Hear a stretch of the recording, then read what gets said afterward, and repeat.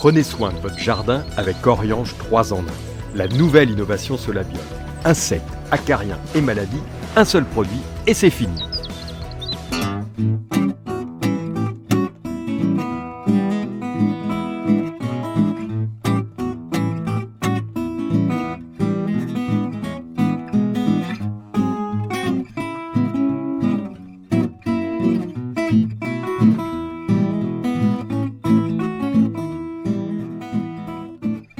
Bonsoir chers amis, je sais que vous aimez les plantes, le jardin, le jardinage, la botanique et la nature. C'est pourquoi vous êtes sur News Jardin TV, la chaîne qui partage à 100% nos passions.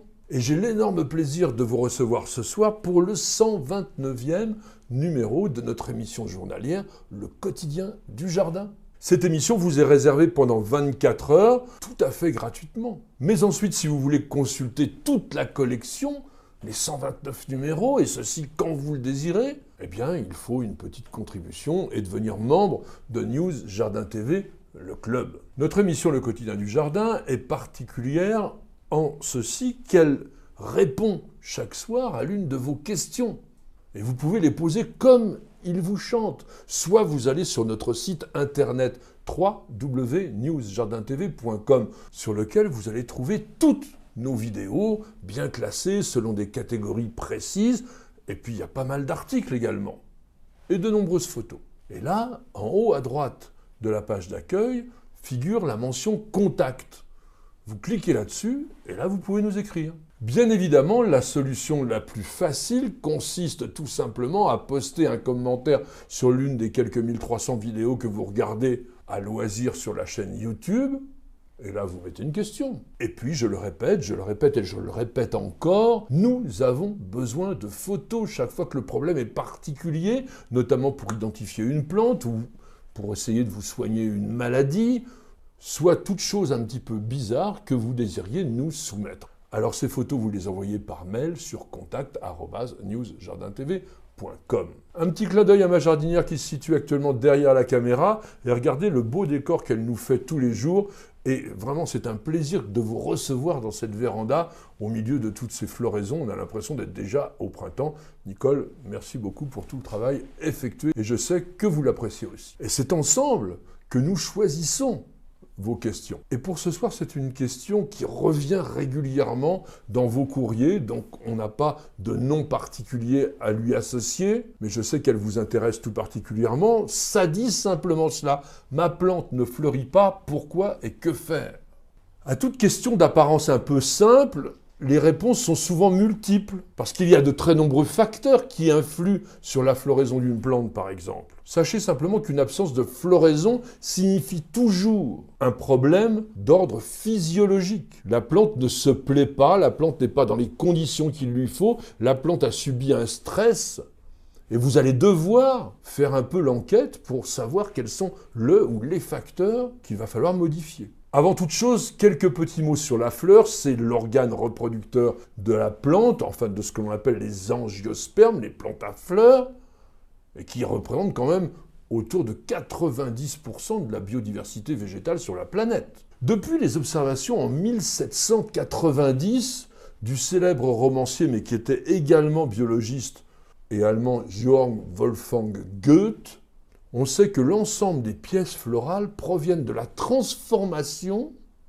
des feuilles qui, à un moment donné, se spécialisent pour ne plus participer aux fonctions métaboliques, c'est-à-dire à la photosynthèse, mais cette fois à la reproduction. Et cette constatation, qui date du XVIIIe siècle, c'était extraordinaire d'avoir vu ça, eh bien, a été largement confirmée aujourd'hui par la génétique et la biologie moléculaire. Alors comment ça se passe? Eh bien, la transition vers la floraison est un moment où les tissus de la tige vont se transformer en ébauche florale. Et c'est vraiment l'un des principaux changements d'ordre physiologique que la plante va effectuer au cours de sa vie. Et pour que cette transition puisse se produire, il faut que le moment soit favorable à la fécondation et forcément à la formation des graines. C'est ça le but final. Parce que la plante, elle a besoin de se reproduire.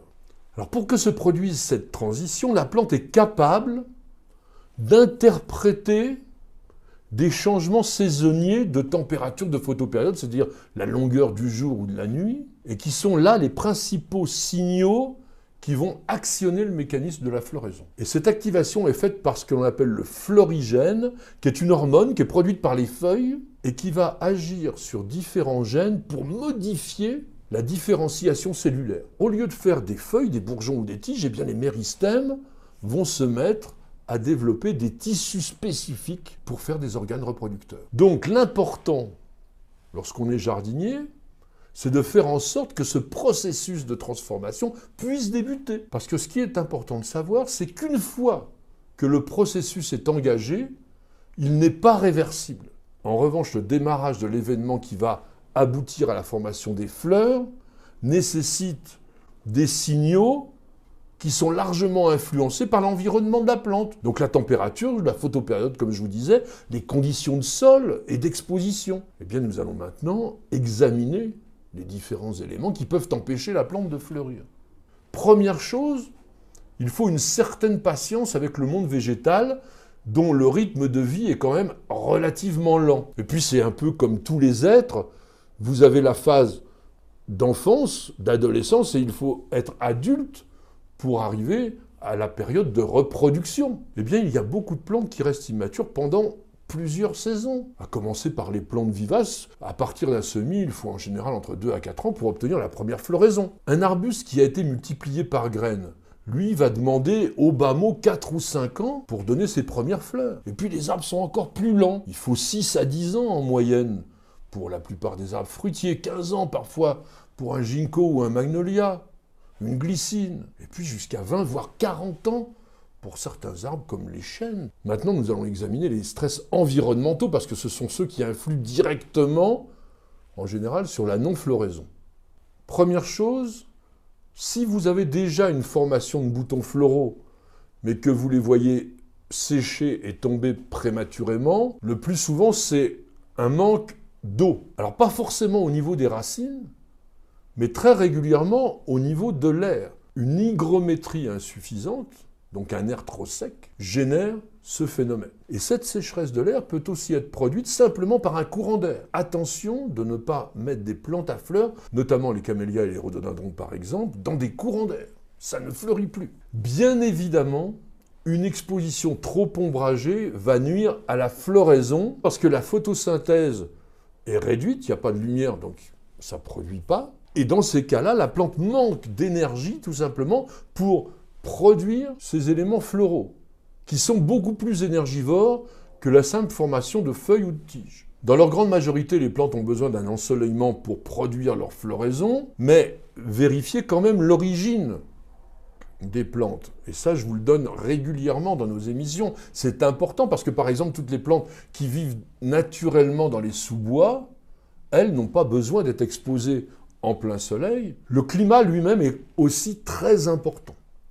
Vous avez énormément de plantes qui ont besoin d'une vernalisation, c'est-à-dire du passage d'épisodes frais ou froids durant l'hiver, durant leur période de repos, pour que l'induction des boutons floraux puisse se faire. Il y en a énormément dans le jardin, à commencer par les arbres fruitiers, mais aussi la plupart des arbustes d'ornement, et puis bien sûr aussi les bulbes à fleurs de printemps. Lorsque le climat est trop doux pour ces végétaux, vous avez une poussée de feuilles, mais une absence de floraison. A l'inverse, attention aux gelées printanières. Énormément de plantes qui fleurissent tôt en saison ont déjà formé leurs boutons floraux qui, lorsqu'ils sont bien protégés par les écailles du bourgeon, ne craignent pas le froid. Mais au débourrement, c'est-à-dire lorsque ça commence à s'ouvrir, eh bien là, la moindre gelée peut anéantir complètement la floraison. Et ça, c'est le cas fréquent sur certains arbres fruitiers précoces,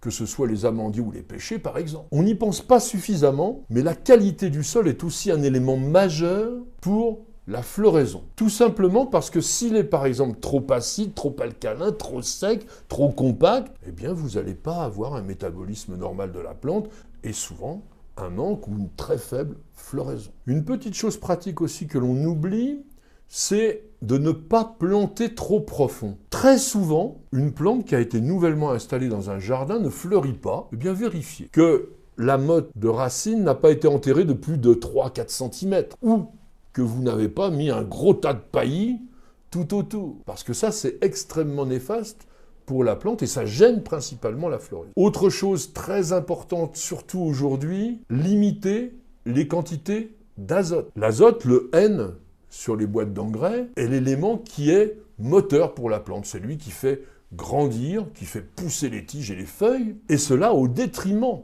de la floraison. Et les pratiques d'aujourd'hui qui consistent à vraiment mettre en avant l'usage de la matière organique, qui est principalement azotée, a tendance, avec l'accumulation, à produire des sols qui sont trop riches en azote, et vous avez des plantes qui poussent magnifiquement, mais qui fleurissent pas ou peu. Sachez aussi, dans le même ordre d'idée, qu'il n'y a absolument aucun engrais qui stimule directement la floraison. En revanche, l'usage d'un bon engrais permet d'améliorer la qualité de la floraison, et souvent la couleur des fleurs. Et puis on va terminer par quelque chose d'important également, c'est la taille.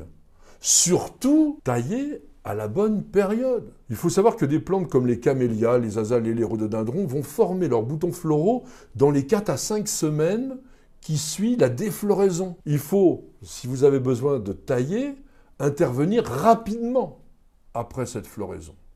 Et d'une manière générale, c'est toujours mieux pour toutes les plantes à floraison printanière de tailler juste après la floraison, alors encore une fois dans le mois qui suit. À l'inverse, pour ces végétaux-là, ne coupez surtout pas pendant l'hiver. Parce que si vous ne respectez pas, comme par exemple sur les arbres fruitiers où on sélectionne les boutons à fleurs, si vous coupez tout ce monde-là, il n'y aura pas de floraison. Donc il y a une chose toute simple à respecter. D'une manière générale, on taille toujours après que la floraison se soit produite.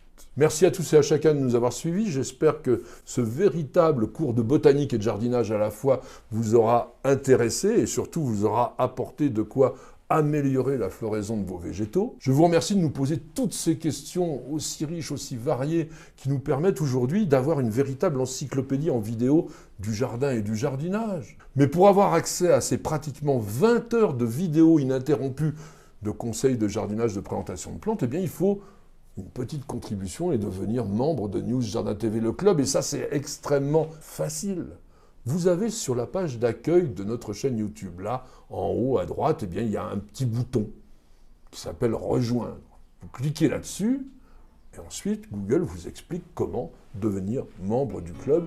Et je vous remercie par avance d'y adhérer. Madame, monsieur, je vous souhaite de passer une excellente soirée et je vous donne rendez-vous dès demain à partir de 19h pour un nouveau numéro de notre émission journalière Le Quotidien du Jardin. C'est sur News Jardin TV et nulle part ailleurs.